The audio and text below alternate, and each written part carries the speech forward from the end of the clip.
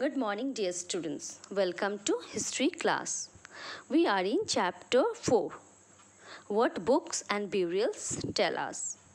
Today we will start with this topic.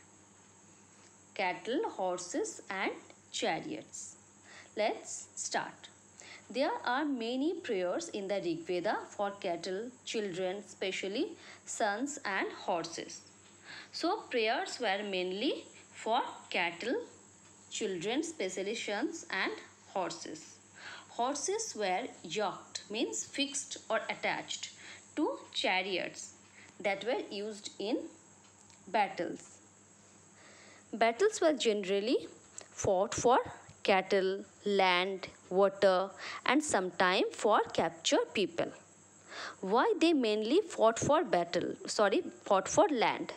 Because land was important for pasture and for agriculture. And the wealth were distributed among people at that time. How the wealth was distributed?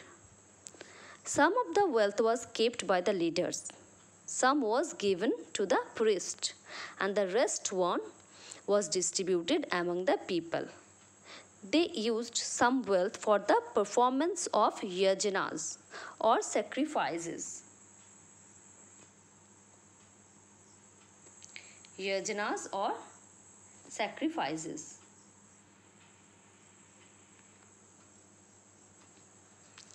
Okay, they offer different things to god and goddesses like ghee, grain. Look here, like ghee, grain and in some cases animals also. Most men took part in war. Mostly men took part in war. No regular army was there, but there were assemblies where people met and discussed the matter of war and peace also. At that time, they also choose their leaders. Leaders were very brave and skillful warriors. Now move to our next topic. It is words to describe people. There were several ways to describing people. The ways were what kind of work they do, the people do, by the language they speak, the place where they lived in, their family, communities, and the cultural practice.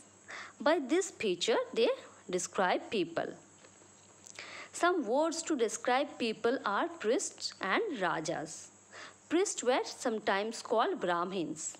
They performed various rituals. And these rajas were totally different. They were not like the actual Raja or Samrat. They didn't have capital cities or palaces or armies. They didn't collect the taxes also.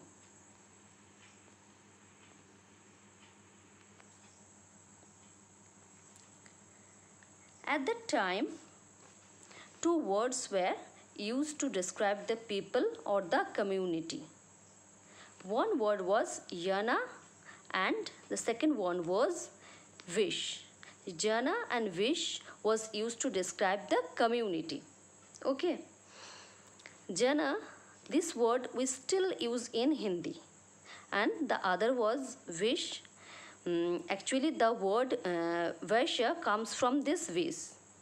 Do you know Vaishya? At that time, people were divided into Brahman, Kshatriya, Vaishya and Shudra. Shudra means slaves.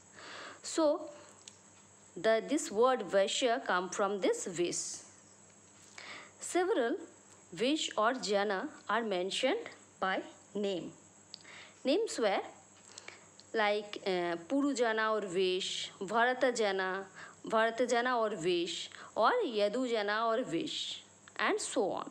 So this was the term to describe the group of people. Okay, what were the term? Purujana or Vish, Bharatajana or Vish, and Yadujana or Vish. Okay, they were the terms.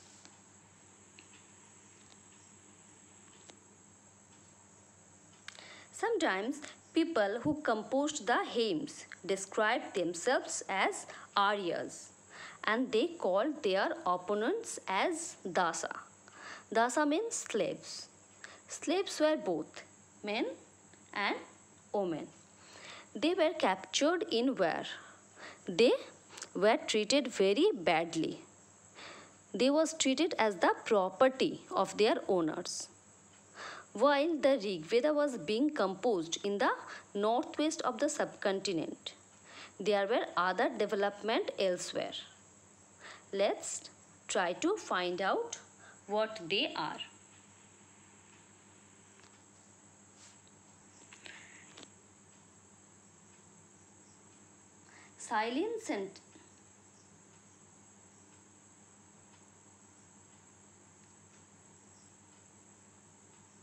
Silent Sentinels, the story of the megaliths. What is the meaning of silent sentinels? Soldiers or guard whose job is to stand and keep watch silently. This is silent sentinels, the story of the megaliths. Now we will read about the story of megaliths. Megaliths are big stones. Okay, big stones are known as megaliths, which were arranged by people and were used to mark burial sites. The practice of erecting means build or construct megaliths began about 3000 years ago and was prevalent throughout the Deccan in South India, in the northwest in Kashmir. Okay, all burials have some common features.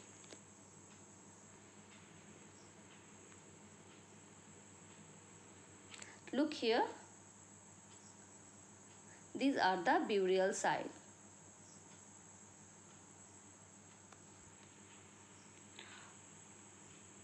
All burials have common features.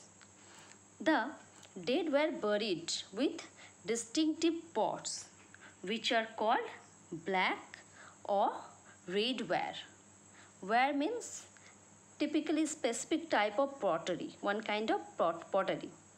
So the dead were buried with this type of black and red pot. Also found the tools and weapons of iron and sometimes skeleton. Look here.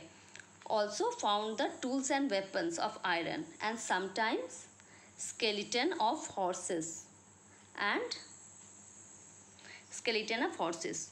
Horses equipments and ornaments also. Stone made up with stone and gold. These things archaeologists find at the burial site. Okay. So dear students, that's all for today. Read the topic at least twice. Next day we will continue the chapter. Thank you. Have a nice day.